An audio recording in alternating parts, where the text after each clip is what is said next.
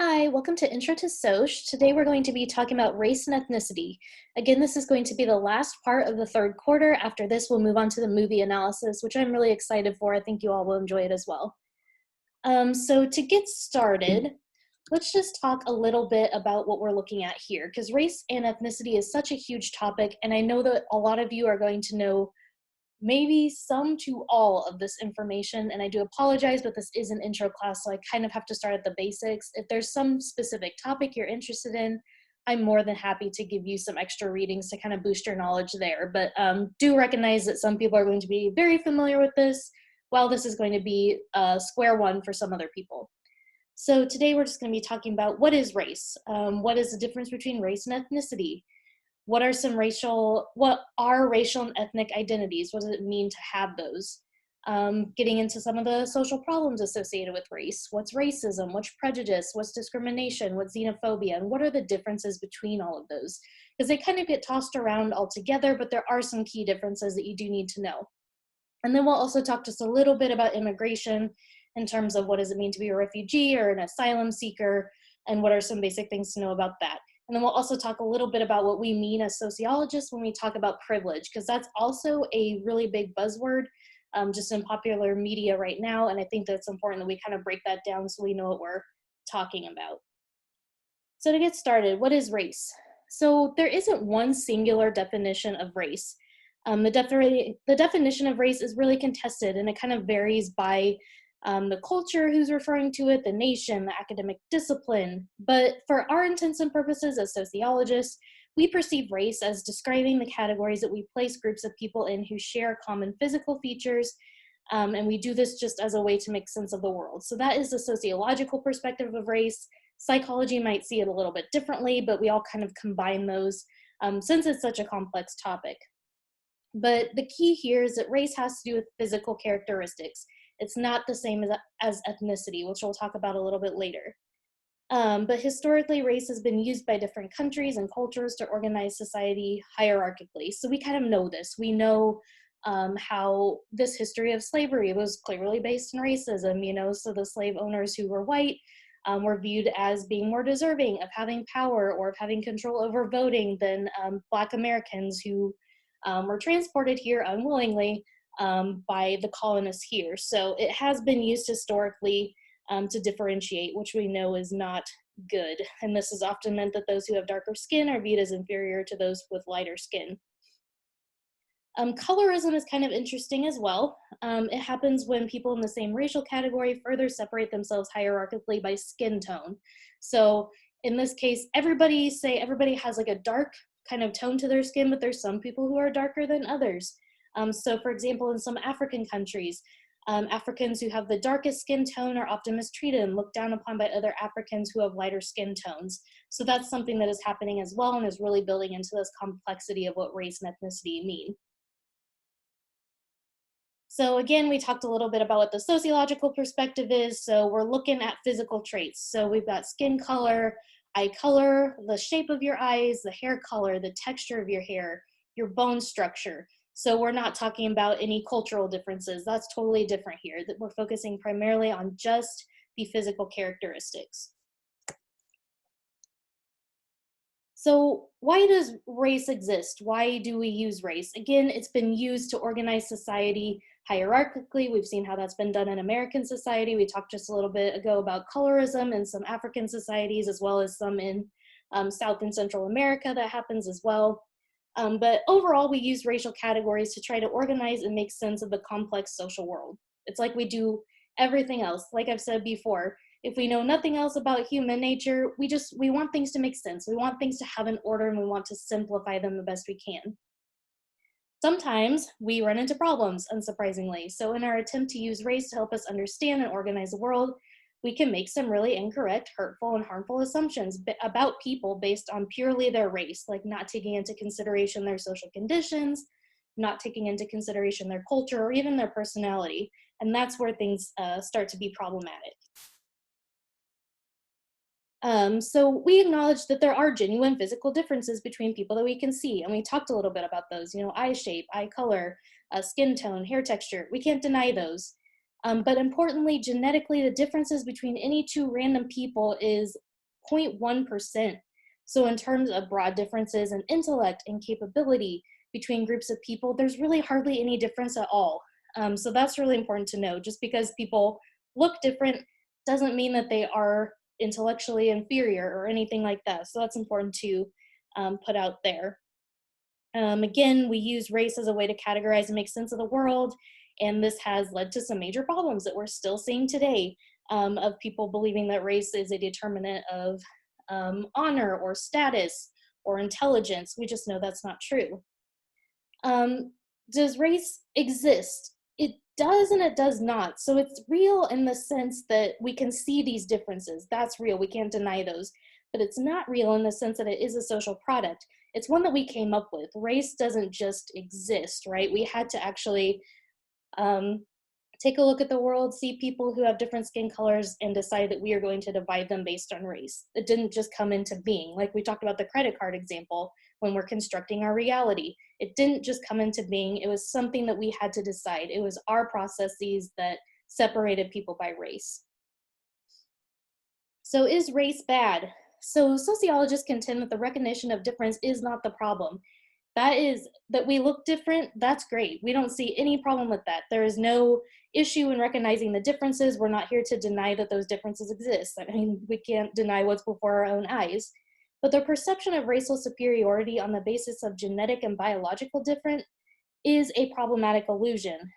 So the problem here really starts to occur when people begin to accept racial differences, again, as indicators of behavior, intellect, capabilities. So if you say, oh, because this person is X race, they're likely to behave like this. That's not correct, right? Because all it is the way they look. A lot of the rest of it has to do with, your social conditions or your personality.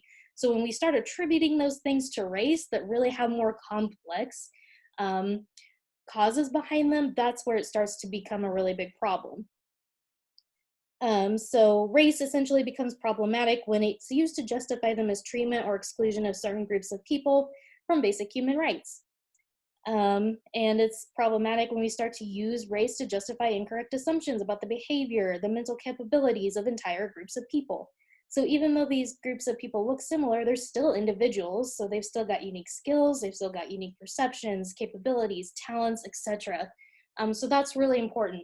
Race itself is not the problem, but when race is used to justify mistreatment or the stripping away of rights from some people solely on the basis of skin color and the assumptions about their behavior based on that skin color, that's where it becomes a problem, and that's where it's really not okay. So we've talked a little bit about race, kind of what the basis of it is. Now let's talk about ethnicity. Ethnicity is a little bit different. So ethnicity is complex. It's not the same thing as race. Ethnicity, unlike race, has nothing to do with biological or genetic differences. It doesn't have anything to do really with the way you look physically, but the characteristics physically that you can't control, like your hair color or your eye color or your skin tone. It's nothing like that. Race isn't something that you can hide or control. Race, you're literally wearing it on your skin. There's nothing you can do, bar some really extreme and invasive medical plastic surgery procedures, anything you can do to control that. Unlike race, ethnicity can be hidden and shared only when you want it to be. So race isn't a biological difference or a physical difference, it's a cultural difference. Ethnic groups share common customs, religious beliefs, traditions, dress, language, etiquette practice. We kind of talked about this when we discussed culture, just all the varieties of ways that groups can express their culture. And basically, you can choose to show as much of your ethnic identity as you want to share. Or if you come from a family who has an ethnic tradition, you can choose to follow that or not in your own life. You can kind of hide that or share that as much as you want. Ethnicity is a sociocultural product. So we're not born into an ethnic identity, kind of like we're technically born into race. We're born Black, or we're born white, or we're born with brown skin. We're not born with having an ethnic identity. We have to learn about our ethnic identity through socialization. So if you are born into a Jewish family, you don't just come out of the womb knowing Jewish tradition, right? You need to learn that through the processes of socialization. That's how you build your ethnic identity. So it's developed and shaped over time as we learn a little bit more about ourselves and about our families. And ethnic identity, again, it's not as important for some people as it is for others. So one person may greatly value their Mexican heritage and describe themselves as Mexican American, while another may not embrace the Mexican heritage part at all. So it just really varies and depends on an individual basis of how much you want to express your ethnic identity or how much you want to develop that for yourself. So again, ethnic identity is not anything physical, it's cultural. We've talked about this difference. So it's a choice whether you want to embrace your ethnic identity and embrace ethnic dress, food, dance, religion. So just keep that in mind, that that is a really big difference between race and ethnicity, even though they kind of get batted around as if they're synonymous in some circles. It's important to know that difference. So here's really breaking it down into its most simple components. So race, again, it's physical. You can't hide it. You're born with it. You can't choose it. Ethnicity is cultural. It's about your shared culture that you share with other people. And it can be hidden or suppressed as much as you want it to. You can be like really into your ethnic identity and really want to develop that, or you can just decide that that's not something you want to engage in, maybe the way that your family did. So those are the key differences. So society is becoming more complex and many people are beginning to identify with more than one race or ethnicity. Of course, we're all, starting to kind of commingle together. It's very common, now for white people and black people to get married and to have kids, or white people and Latina people to do the same. We know this. We're becoming a very multicultural society, and I think that's great. So race and ethnicity don't always have to match. So the way you look physically doesn't necessarily have to influence the way that you participate or develop your ethnic identity. So, for example, if you are a Black woman with one Japanese parent, you might consider yourself to be racially Black, but also ethnically Black and Asian because you want to participate in the Japanese culture as well. And that's totally fine. So overall, your ethnic identity depends on what cultural customs and traditions you embrace. And these are starting to mix and meld as society becomes a little bit more complex over time. And it is tempting to assume that a person's race and ethnic identity are linked. This isn't always true, and it's not always the whole story. Again, if a person appears to be Central American, they may or may not practice the Central American nation's cultures or customs, so they don't necessarily have to embrace that. So that's important. Or like if you see a person who you think might be a Spanish speaker based on their race, they may or may not speak the language because they haven't embraced that ethnic identity. So it's important that we don't make too many assumptions or try to link these two concepts too closely together. So here's some examples from popular media of people who are celebrating mixed heritage. So Lupita Nyong'o, she is racially Black, but she was born in Mexico.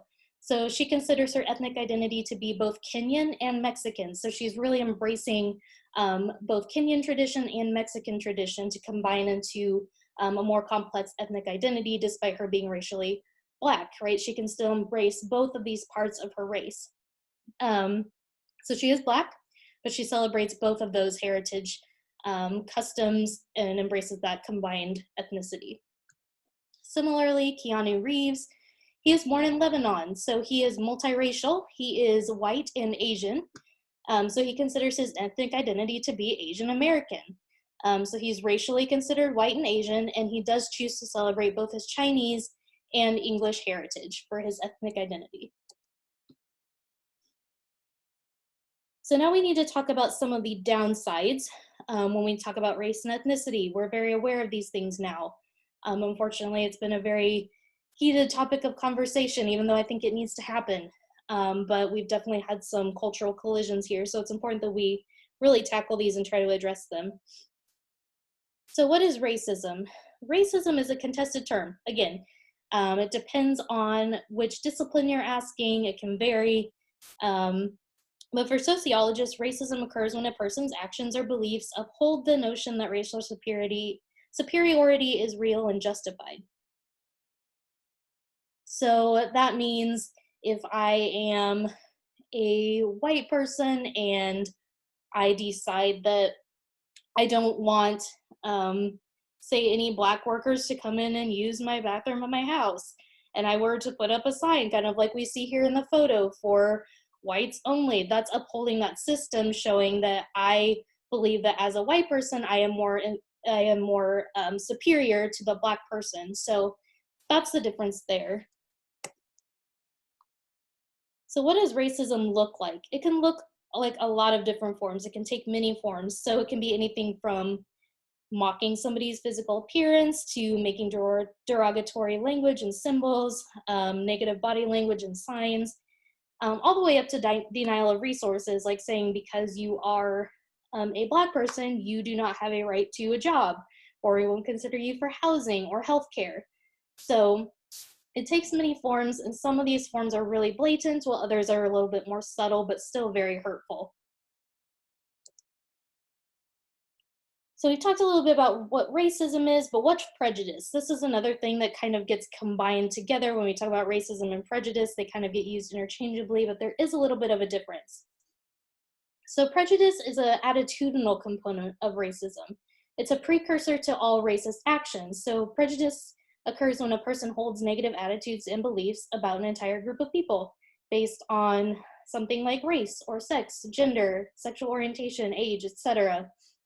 So these are the attitudes rather than the actions. So you need to have a prejudiced attitude before a racist action. So if that makes sense. So the prejudice is more about what you're thinking about, but the racism itself is what you do. So for example, looking here at the photo, the belief that Black men are criminals or violent, that is a prejudiced attitude, and it might result in racist action like calling the police when a Black person is chilling in a store with no other reason to arrest them, just because you think that they are more likely to steal or be more violent.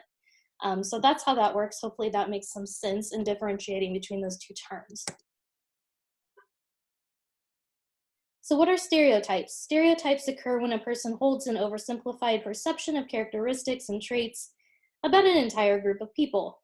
So these can be stereotypes about women, about Black people, about millennials, about immigrants, really about anybody. These perceptions are usually pretty inflexible, so it can be kind of hard to change people's minds once they've made them up. Stereotypes aren't always negative, though. For example, women are assumed to be more nurturing and caring than men, or Asian people are smart. This doesn't mean that they aren't problematic, though, even though they're technically not as negative as some of the other stereotypes.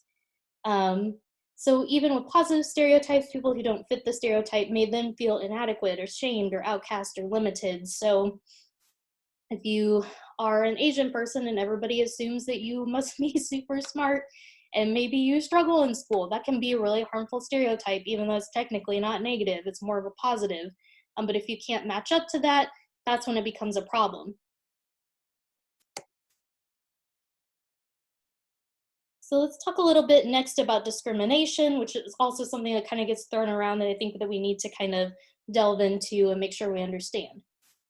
So like prejudice, discrimination is another component of racism that occurs when negative attitudes and perceptions translate into harmful action. So again, we talked about the basis of racist action. This is what we're talking about when we talk about discrimination. So discrimination isn't an attitude, it's an action. It's something that you do. So discrimination happens when people act on these prejudices, like I just mentioned. You have a prejudiced attitude towards Black men and you think that they must be violent, so you call the police on them when you have no reason to. That's an act of discrimination. Or say a landlord has a prejudice towards Asian people and he refuses to rent to them solely on the basis of their Asian race. So that's not okay. So denying certain groups access to resources like housing, jobs, something like food, medical care, or a good education. Discrimination, again, it can occur not just on the basis of race and ethnicity, but on the basis of gender, sex, sexual orientation, and age. So you can kind of see that while we're talking about these issues in terms of race, they're also broadly applied to some of these other issues that we've talked about. So here's an example of what discrimination looks like as an action. So some of you may have heard of this term. But freedom from slavery did not mean that Black Americans were guaranteed freedom of movement or equal rights. So just because they were quote unquote free doesn't mean that they were automatically handed equal rights. One way in which this occurred was called redlining. You might have heard this in maybe an economics class, an American ethnic studies class, but it occurred historically when government-led initiatives to maintain the inferiority of Black Americans post-slavery were used to bar them from home ownership or loans to fix up their homes and neighborhoods. So you could probably imagine what the fallout of this was. So home ownership is really important because it's the #1 way to achieve and pass wealth down to other generations. So if you own a home, you can pass that on to your kid. That's really important. That's a really key aspect of wealth that they were denied. Black Americans who were denied home ownership had no wealth to pass down and no way to maintain the property value of their home without the loans. So this forced Black Americans into a cycle of intergenerational poverty. So no wealth, meaning no home, no assets, equals no opportunity for mobility. You can't move up. Even if you as a parent can't move up, you'd at least want to be able to hand something down to your child so that they can move up, and that was denied to them. Also importantly, school funding is based on property taxes, so Black neighborhoods with low property value, given that they couldn't fix up their homes to make them more profitable or valuable, got very little in school funding. So education, again, along with homeownership, is a really major way to achieve mobility. And if they're being denied school funding on the basis of low property value, that can be really damaging for a lot of generations to come. So in conclusion, redlining is a really clear example of how racist practices in the past have led to systematic fallout and continued Black poverty despite advancements in rights. To deny somebody housing or education on the basis of race is now illegal. However, that doesn't mean that the effects of redlining from way back when it was legal aren't still passing down. I mean, generations of having no access to homeownership or loans is still falling out today. And we're still seeing the consequences of these initial redlining acts that have resulted in intergenerational poverty for Black Americans. And we've kind of talked about this system of no home equals no wealth to pass down. And if you don't have good homes, then you have low property value, which equals low school funding. And then low school funding leads to more poverty along with no wealth, which may lead to crime. Like we talked about some of those theories in the crime and deviance section. When you're desperate and you have feel like you have no legitimate options, crime may turn out to be one of them. And if you become engaged in crime, well, then that might leave a criminal record on you, and therefore you can't get any housing or job opportunities, so therefore you're just perpetuating more poverty after that. So this is one example of the after effects of redlining and how that's kept many Black Americans from achieving upward mobility. So it's kind of turned into a cycle. I think things might be improving now, but it is important we can't just throw away the past and act like it didn't happen and like we're still not experiencing fallout from some of these very discriminatory and racist practices from back in the day. And we still need to address those and try to repair what we can. It's very difficult, so just keep that in mind. This did happen in the past, but we're still seeing it today.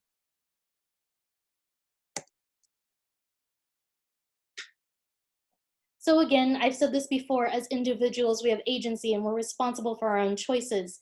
But again, sometimes our choices are limited, or maybe they're expanded based on our social conditions that are outside of our control. So again, Black Americans continue to experience poverty and incarceration at very high rates.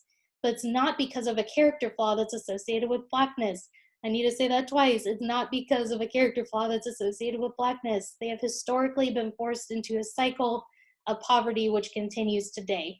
So that's what I want you to take away from this. It's not just because we see higher levels of Black Americans that are incarcerated, it doesn't mean that there's anything fundamentally flawed with Black people.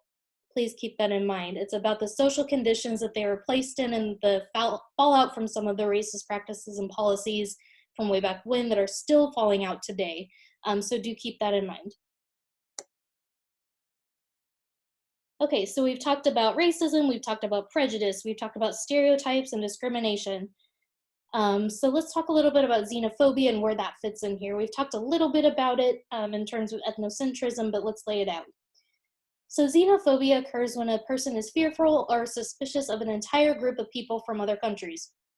Unfortunately, this was particularly high during post 9/11, when people who appeared to be Muslim, meaning they signal some cultural things like their turbans, hijabs, and other forms of traditional dress, and they were targeted for attack on the basis of, oh, they must be Muslim, therefore people are inaccurately drawing the conclusion that because they look Muslim, they must be a threat, they must be a terrorist. And it's beginning to become quite strong again against people from Asian countries as a result of the panic from COVID-19. Unfortunately, we've seen this several times in the last few weeks. Asian Americans who are being attacked because people think that I either have the virus or that they are responsible for spreading it. So this still happens today. It's really important that we talk about it. So in this next section, I just want to talk a little bit about immigration. This is going to be so brief. Immigration is a huge topic. People literally get entire degrees in immigration studies, so please excuse me that this is so brief. I'm so brief on all of this. I wish I could go into more, but again, this is a survey class, so I'm pretty limited in what I can do. But if you are interested in immigration, I encourage you to try to check out some of the offerings from American Ethnic Studies, as well as in the sociology department that might interest you in this topic. So what is immigration? Immigration occurs when a person moves intentionally to another country with the intention of pursuing naturalization and citizenship. People immigrate for a lot of reasons. So they could immigrate for work. Perhaps they're trying to reunify with their family or find family in the States. Safety concerns in their home country. Perhaps it's there could be things majorly going on like genocide or gang violence or something that they feel unsafe from. Perhaps they're seeking to break a poverty cycle. They don't see any hope for restoration in their home countries, therefore they're seeking it elsewhere. Or they're seeking a democratic society, so they're looking for a place where maybe they can have a voice, maybe they can feel free to express themselves however they want to, and that's not available in all countries. So the reasons for immigration are vast, and it really kind of depends on each individual situation. There's no one reason that people immigrate. Please note that there's two main categories of immigrants. So one is the lawful permanent residents. So these people have green cards and the permission to reside in the US legally, barring any felonies, and must renew their green card application after some period of time, usually around every 10 years or so. And then they can ideally apply for naturalization after that time. So that's still not full citizenship though, so they will still have to apply for naturalization. Asylum seekers and refugees are another main category. So these people are fleeing from their own country, typically for safety reasons. So they might be experiencing something like domestic terrorism, civil war, gang violence, genocide. We've kind of talked about some of these. So it is primarily leaving for safety reasons. So what are the differences then between a refugee and an asylum seeker? So again, like a lot of issues in race and ethnicity, these terms are often used interchangeably. But there are very subtle differences that we need to pay attention to. And these differences are primarily procedural. That means how did they get here? What do they do once they get here? So refugees, again, are granted asylum status and protections before they get to the US. So they're typically granted governmental help with resettlement. So they've already made the plan, they've been in contact, and somebody's going to be ready to ideally place them when they get here. That doesn't always happen though. Asylum seekers are a little different. So they haven't achieved asylum status yet and protections, so they must prove their case. So they have to basically prove that their case warrants asylum protections. That means that if they're running for safety reasons, they have to prove that their home country is legitimately unsafe, and that they are out of options. If it is deemed not to be too unsafe, they may be deported back to their home countries. Typically, asylum seekers are not given any governmental assistance until they achieve that full asylum status by proving that case. So those are kind of the differences between the two. Refugees already have permission before they get here. They're typically granted help with resettlement, housing, jobs, and healthcare. Asylum seekers, they're typically the ones who are showing up maybe at the border trying to get in. They haven't received prior assistance yet. They haven't received approval. So they're a little bit limited in their ability to secure work. kind of pinning that application to see if they'll be accepted. So there's also non-immigrants. So not all people who immigrate to the US are fleeing violence, nor do they come with the intention of staying here or seeking full citizenships. So this may include students, temporary workers, visitors, and tourists. We've seen all of these people here. So just because a student from Kenya decides that they want to come study in the US doesn't mean that they don't want to go back home to Kenya. So just because people come here doesn't mean they're necessarily looking to stay.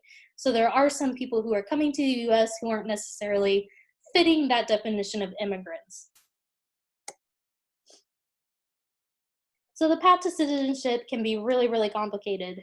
Applying for full citizenship, as easy as it may sound when we just say it, it can actually take several years, and it requires a lot of training and education on the part of the applicant. So in the US, citizenship requires that a person be present in the US for about 2.5 years. They need to pass the US citizenship test, have a green card for at least 3 to 5 years, and pay the $725 application fee, which can be pretty steep if you're not getting good work, and complete an interview in English and have no criminal record. So gaining citizenship is hard. It is a long process, it's expensive, and it can be really intimidating. I know that if I were trying to apply for citizenship in, say, Cambodia, and I would have to figure out how to learn their language quickly and figure out their customs and pass their citizenship test. That can be really hard, especially if I don't have the money to do that. And sometimes we've learned from the crime and deviance section, having a criminal record, it can be very damaging. So if you steal one loaf of bread and it goes on your criminal record, you may not be able to apply for citizenship. So it's a lot harder than it looks like. And it's a really complex and expensive process. So the people who engage in it, they want to be here. They are doing everything that they can to provide a better life for themselves and for their children and people who come after them. So let's talk a little bit about the legality of immigration. Again, this is way complex. So if you're interested in it, check out immigration law, some other class that might be able to give you a little bit more insight into this.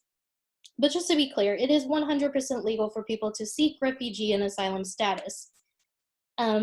But if you enter the US without permission, it's considered a criminal offense, but to overstay a visa or fail to follow through on a green card proceeding is considered a civil offense. So instead of being dealt with through the criminal justice system, they'll deal with that through immigration courts. And I want to stress this very strongly. You are more than welcome to have whatever opinion that you would like on immigration policy, but only acts are legal. People are not illegal. We don't have to agree with the immigration process or procedures, but we do need to acknowledge immigrants from all experiences as human beings. They're worthy of dignity. They're worthy of respect. They're more than just statistics and numbers. They're people with real stories and lives that are worth living. So to refer to a human being as an illegal, quote unquote, or as an illegal alien is a bit dehumanizing and simplifies the complexity of their stories. So it's okay to not agree with the process, but it's really not okay to dehumanize. So just kind of keep that in mind. Immigration is often a really traumatic experience, and it's a hard decision to make. I mean, to like pick up and move to another country, which maybe you will or will not see your family in the years to come. You're going to deal with culture shock, family separation. You're probably going to experience some issues with racism and discrimination, as many Asian Americans are feeling right now, unfortunately.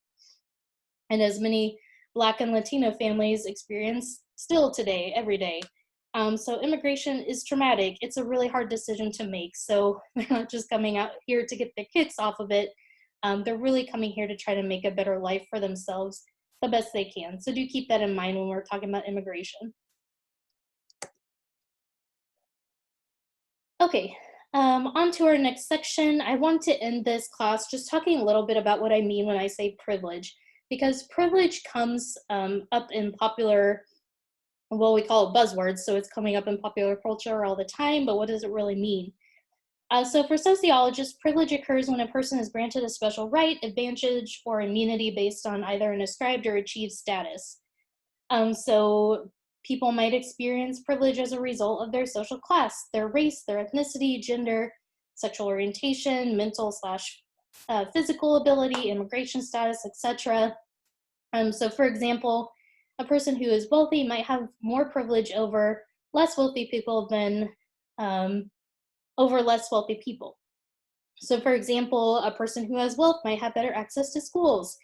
Maybe they have a better house, so they have a higher property value. We know that higher property value leads to more school funding.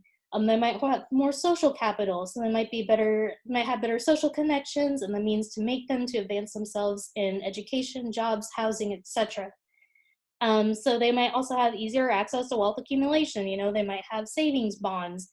They might be getting an inheritance. They might be given cars, trust funds, etc. So those are just some examples. So the topic of privilege is really broad and it has a lot of dimensions. It tends to kind of be simplified in popular media. So it's important to kind of break it down, like what does it mean, what does it not mean, and what does it actually look like? And we've kind of talked a little bit about this. So basically, you have privilege if you were granted a special right, advantage, or immunity based on an achieved or ascribed status. Again, the example that we gave here was wealth. White privilege in particular tends to come up in the media, and as it relates to race and ethnicity, I think it's important that we kind of talk about this and what it means. Because I know that kind of makes a lot of people bristle up a little bit, kind of like we talked about last week when we talked about toxic masculinity. It's kind of the same thing. So white privilege, in essence, is the ability of a person to move through society without facing excessive rudeness, exclusion, or violence based on the color of their skin. So for example, Black men are faced with very damaging stereotypes. We've talked about this a little bit before. Black men are often assumed to be violent or addicted or angry or just dangerous in general. So a Black man walking down the street might experience things like people crossing the street to avoid them, or seeing people pull their belongings, like their purses, closer to them in anticipation of an attempted theft or assault. They might experience something like people questioning the reasons for them to be in certain areas of town at certain events. That might result in unfounded 911 calls or stops by the police. So it's basically assumed that they don't belong wherever they are, or if they were to confront somebody over behavior that'll escalate to violence. People at high schools and universities might only offer Black students athletic scholarship opportunities based on the assumption that that's what they're interested in / good at, which we know isn't true. I mean, there's lots of Black Americans who are very interested in other things like art, music, debate, but they may not be given these opportunities based on these negative stereotypes and assumptions. That as a result of these racially charged assumptions might prevent them from accessing some opportunities that they might have otherwise had.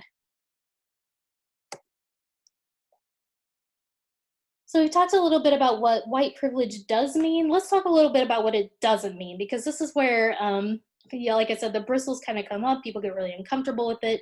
So first of all, white privilege does not mean that white people do not struggle, or that other certain ethnic groups of white people have not experienced prejudice or discrimination in the past. So it's just more, all it's saying is that a white person has struggled, but it's just not a result of the color of their skin.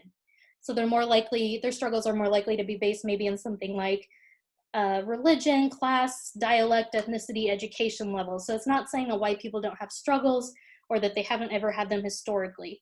It's just saying that typically when a white person is struggling, it's not on the basis of this color of their skin. So hopefully that makes sense. It also doesn't mean that there's anything wrong with being white. Diversity is great. I mean, we want white people, we want Black people, we want Asian people, we want Latino people. There's no desire to push white people out. Diversity is great. That's what we're learning for. So there's nothing fundamentally wrong with being white. White people can't help their race any more than people of color can. White people may play a key role in promoting and maintaining diversity. So when Black people are struggling for equality, they want you to join their fight. It's not like white people aren't welcome. And we know that white people can't help their race any more than people of color. So the problem isn't with being white. And equality is everyone's fight. That should be everyone's goal. So next, what it doesn't mean is even if you haven't experienced racial discrimination, it's important to listen to and believe the experience of others who who have experienced racism or discrimination and use their voice to amplify, use your voice to amplify theirs. So that's important. We want white people to engage in the fight. It's everybody's fight. So next, it also doesn't mean that white people don't experience prejudice at the hands of people of color. It is entirely possible that a person of color may be rude to a white person based on their race. That happens. That's true. We can't deny that. We're not saying that it doesn't happen. What is different is that even if white people face prejudice and or discrimination, um, they don't necessarily risk losing their rights like people of color have in terms of like redlining, like we talked about before. So white people may certainly experience prejudice, attitudes, and discrimination, but typically their rights are going to remain intact. It's typically not a threat to their voting, to their housing, to their ability to get a job. So hopefully that makes sense. We're not saying that other races can't be rude to white people. That definitely happens, but the effects are a little bit different. So here's some supplementary information. I've linked a really good video about the history of race and racial classifications in the US down here below. Hopefully you can see it. It's really important. She's awesome. She is way more knowledgeable about the topic than I am. So if you're interested in this, it's not required, but I do encourage you to check it out if you are interested. So that should conclude our topic on race and ethnicity. I know that it was short. I know that it was brief. I know that it was pretty square one, but again, this is an intro class, so I have to kind of assume that people are starting at that point. Again, if there's anything that you're interested in, I'd be more than happy to help you. And that should be everything for this week, and I hope that you have a great week. Thank you.